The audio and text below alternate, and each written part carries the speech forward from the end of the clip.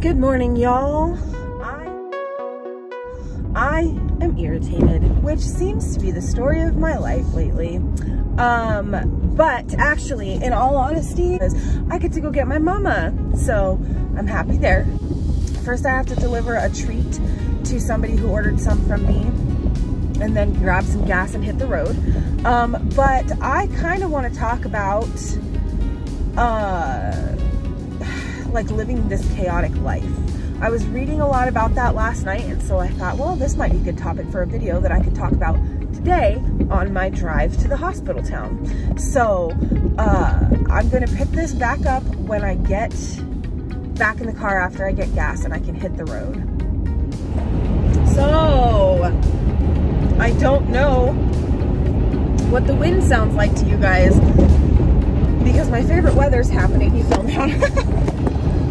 That was a bumpy bridge. My favorite weather, the wind, is happening.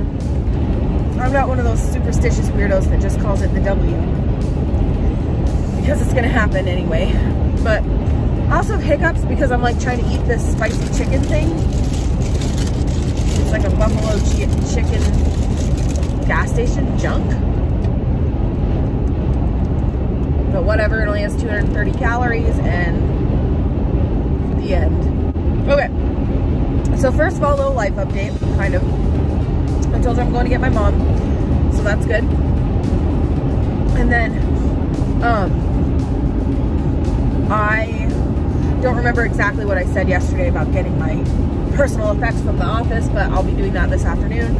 I wanted to do it today. After I talked to my mom on the phone, I decided it'd be better to just go pick her up. Better to go be there and ready for her. So I'm gonna do that, and then I'll get my things.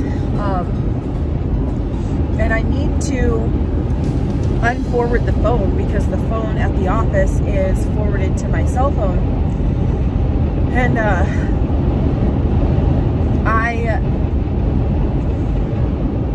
you know, I don't want to be crappy to the customers and just not answer the phone, which is what I've been doing.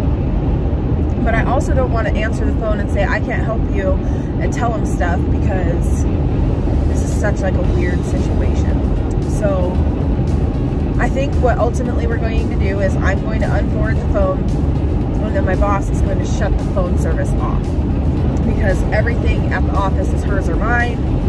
You know, the corporate stuff is only the files themselves. So we'll just shut that off, and if they want something different done, that's their deal and not ours, and then we don't have to worry about that. And then I just feel bad for the community we've built, because they trust us, and we know personal, you know, we have a level of rapport with our customers. We know personal things about them. You know, we check in on them and how their kids are doing, and how's the farm going, and blah blah, you know, things that whatever a good customer service person with a strong client base should do. And that's not why we do it. But anyway, yeah, so I said I wanted to, I was like, just like, why is my life always so chaotic?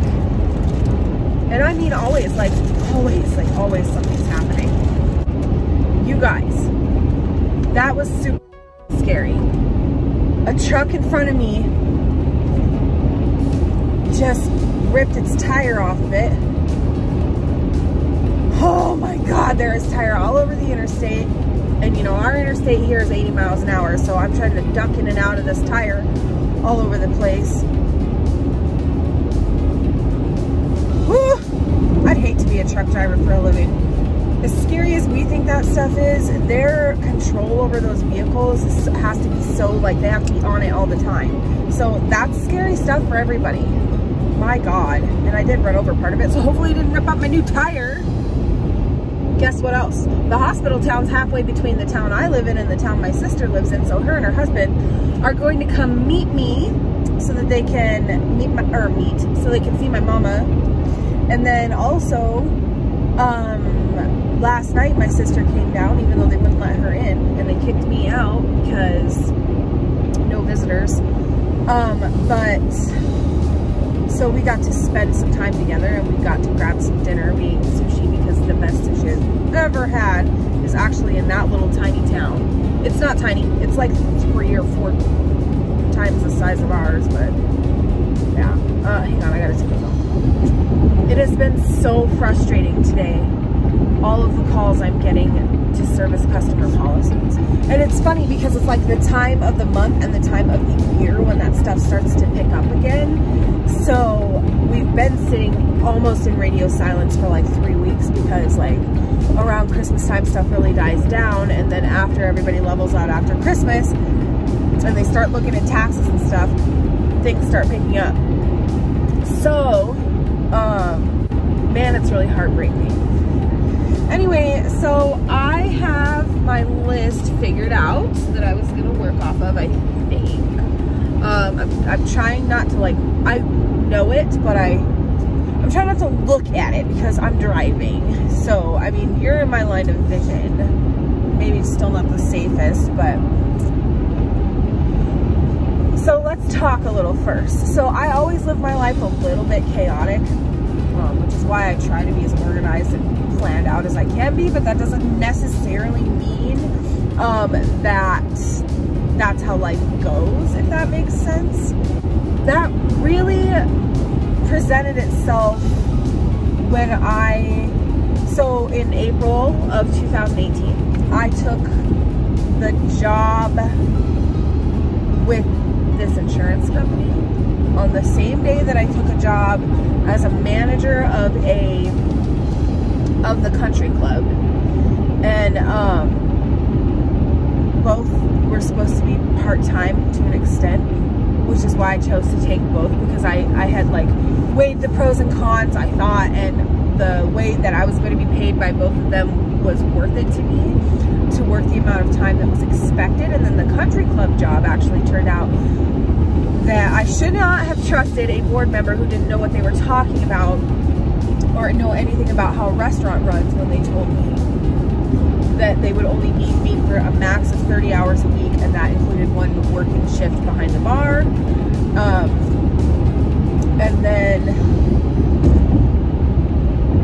And they would pay me like a salary part-time based on those 20 hours a week, not 30, I'm sorry. And that turned out to be like a 90-hour-a-week job that I was working for a 20-hour-a-week salary. So I was like always constantly working on that, even when I was at my other job. So I overloaded myself inadvertently, and then I was like kind of married to being overloaded because I needed the money, and I just thought, well, that's the way it should be. Like, and my dude wasn't working, unfortunately, at the time, or I maybe would have made different decisions. But we needed the money, we needed the income, I should say, and so I just had to do it. Well, the country club ended up closing, because all I'm trying to say is that I was like so overloaded that anything else that was going on, I couldn't be there for. Like, I was there, but I couldn't be there for it. So it caused a lot of strain in my relationship, and he gets mad at me still because I do take on a lot. And then I overload myself. I tumbled through this chaotic life, and I have always had 2 jobs at least, or 2 jobs and been in college, or 1 job, a full-time job and been in college or something, right? Like, I'm not actually used to like having a lot of downtime. So then COVID hits, and just before COVID, I had quit my second job at the restaurant that I work at now, but I had stepped away from there. When she opened it, I was a manager for her because she needed help. She needed somebody who knew what was going on. She literally bought the building the country club was in, and she, like, I was her man for that. That's what she wanted in there to help her, because I knew the building, I knew the customers that were going to come in, I knew the restaurant business in the town we're in, etc. So she relied very heavily on me, because the same week that she signed the papers for that restaurant, her partner dipped out on her, so then she was left to deal with it on her own. And then her dad got sick, so her parents signed over a bar in that town that to her. to deal with. So she had a lot on her plate. She relied very heavily on me, and I allowed her to do that. And I did not consider my dude's feelings, because in my mind, I'm working, I'm getting it, I'm making money, I'm working. And it got to the point where I had to choose between my second job and him. And so of course I'm going to choose my relationship. So then that was the end of January. And then the COVID stuff really hit hard like the middle of March. So like 6 weeks later. And so first time in my life I've ever had only one job. And then I got to work from home. Okay. So that kind of paints a little bigger of a picture to you. And it was so wonderful. I just was at home. I was doing like my homestead life. Everything was perfect. You know, I'm working from home. I'm happy. I can get the amount of sleep that I want because I don't have to get up and like look perfect and get all this stuff for the house like dealt with before I leave the house and blah, blah, blah. And meals are cooked and floors are cleaned and everything's a place for everything and everything in its place and blah, blah, blah. So then I go back to work in the office, and his work situation had changed and whatever. So then I ended up going back to the restaurant, and I got chickens, and that's a lot. And he had this conversation with me about taking on too much again. And then his mom got sick. And that was a lot to deal with, and my job allowed me, I can work from anywhere, I guess. So I could take off whenever I needed to go to see her in the hospital, to take her to doctor's appointments, to, you know, help her out, like whatever we had to do. So I took that on because I was, in my mind, the most logical choice. So that's a lot. That is a lot. And actually we found out that her Medicaid stuff actually has a clause in it where they can pay me to be her provider, her care provider, or I don't know. But anyway, I could apply to be compensated for that. But anyway, I guess that's not even what I'm trying to say. I'm just trying to like paint a picture of like me, I have an affinity to take on too much. And I don't need to, but I also am very ambitious, right? I just started a bakery. I've got a YouTube channel. I have a website that is now sitting kind of in limbo, you guys, my blog.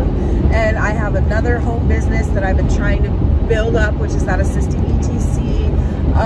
You know, just like all those things.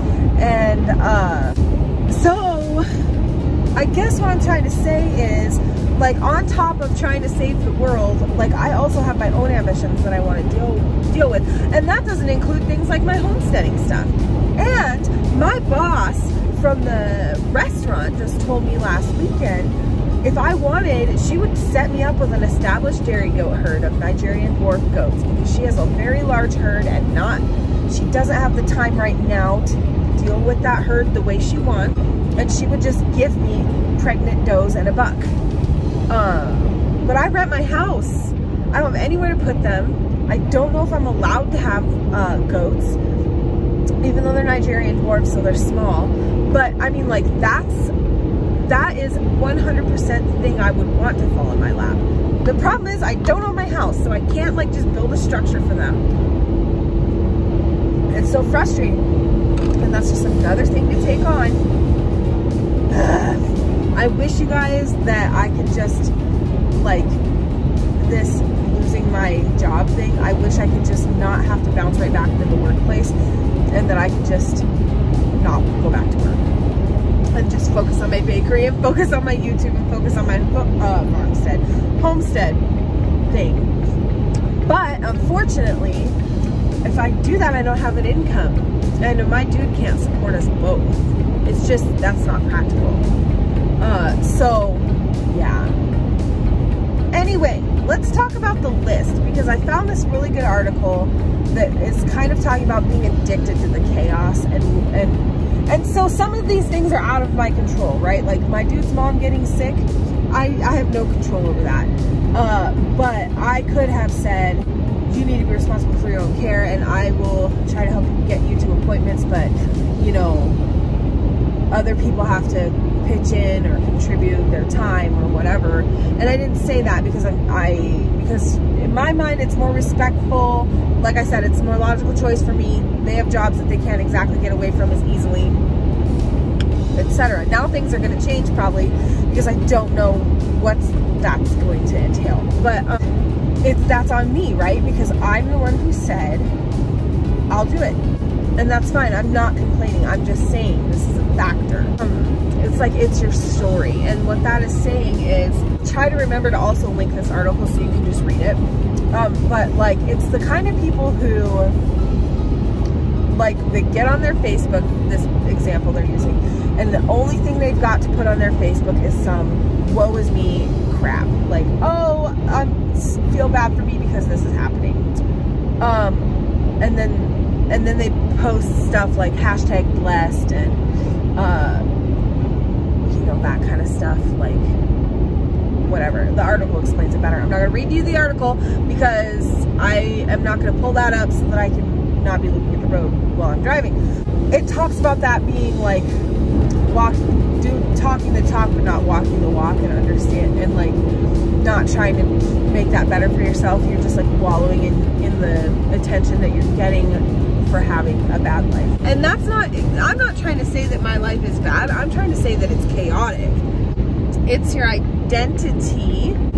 So that talks about like self-fulfilling prophecy, and like how if you just go around thinking that this day is going to be a shit day, it's going to be a shit day. If you go around thinking that you're never going to have a better job and you're always going to be in the poorhouse, then that's how it's going to be. Or that you're a shit magnet, then you're always, you know, it's big into your mentality. Hey, actually, this is going to flow into something I want to do a video of probably tomorrow. So that's kind of interesting. You secretly like it. So I'm not going to lie, that might be the truth for me, because I wouldn't know what to do.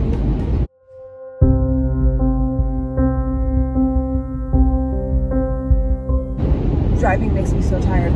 I wouldn't probably know what to do with myself if my life settled down. And you know what? That's not necessarily true. I would figure it out because we already know that I did that during lockdown. But still, I do thrive on it. It's what keeps me going, because otherwise I will become like mostly a couch potato. Although maybe not if I owned my own property, because I wouldn't have to be sitting back like, well,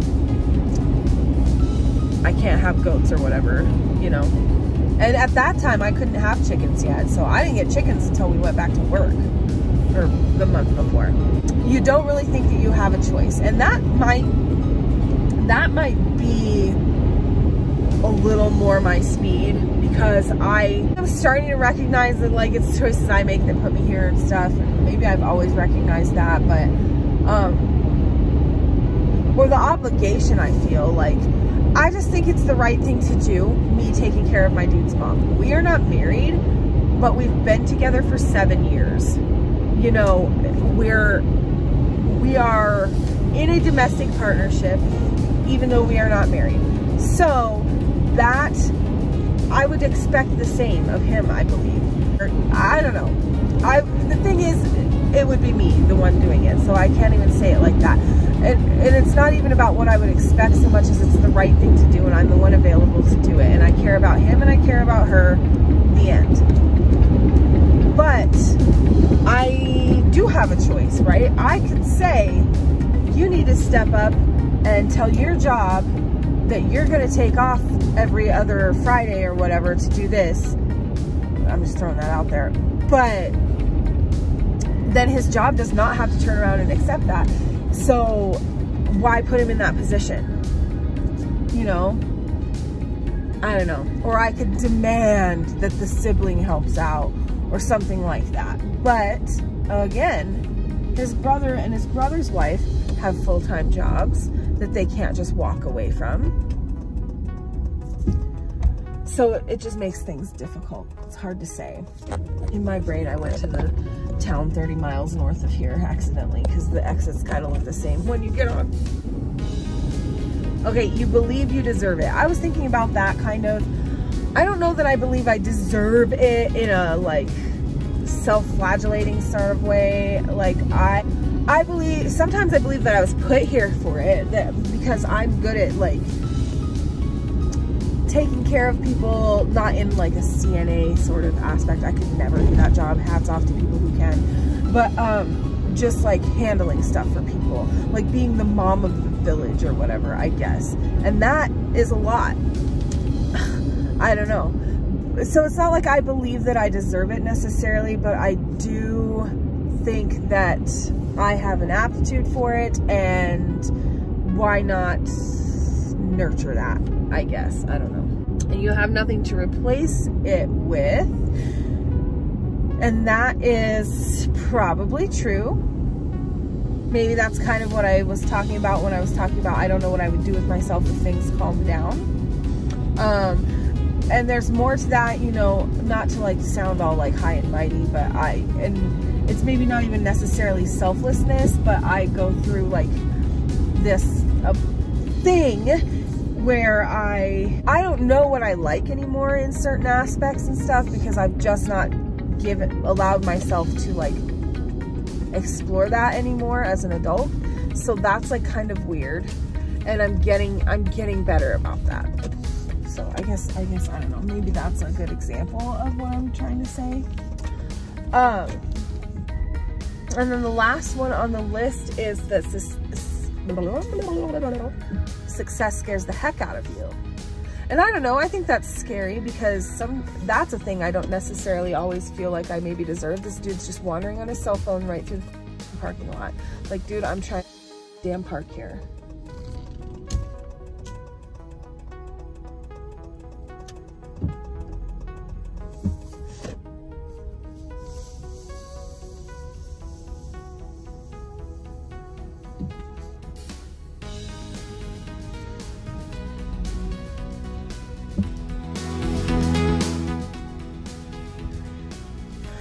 Yeah, so my sister is just almost to town too, and she's gonna come meet me, and we're gonna go to the store so I can buy stuff for the bakery. But anyway, what I was saying is success scaring the heck out of you. It is scary, but it's also, I don't know if that really actually applies to me, because like, it doesn't mean I'm not gonna do it. It just is a struggle. So, okay, so I read this book when I still have it. It's called The Final Solution, and it's like a weight loss book that you bought out of like the back of a magazine in like 1998. My mom was so mad at me for buying that book. It was like $11.95 or something, I don't know. And she was like, why are you paying money for something that everybody knows, which is like exercise and eat less? And it pretty much was, but it was just like a sort of like a comprehensive, it's a little pamphlet-y book. I'll try to find a picture of it to show you guys. And it was just like talking about like how to wrap your mind around appropriate weight loss. And it didn't have bad advice. It was just like eat more fruits and vegetables, exercise every day, blah, blah, blah, you know, basics. But there was something in that book that said that if deep down on the inside that you don't want to lose weight, or you are afraid of it, that you won't. And that kind of thing gets in my head. Like,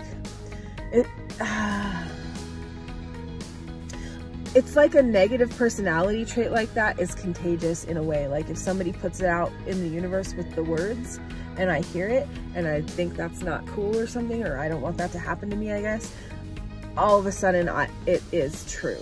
So it's like this weird self-fulfilling prophecy thing. So anyway, I don't know. I don't think that I'm afraid of success, but you could be if you're struggling with this sort of situation. I don't know. It's an interesting article. And I'll link it below. And I am at the grocery shopping store, and I'll be waiting for my sister. And I see that they have a Starbucks in this store, and we like Starbucks. I guess I should say we're basic. She actually used to work for a Starbucks for a long time. But anyway, we'll probably grab some Starbucks, and I'll grab some cake decorating situation or cake making supplies, and then when my mom lets us know, we will go get her. Bye! This chicken's spicy.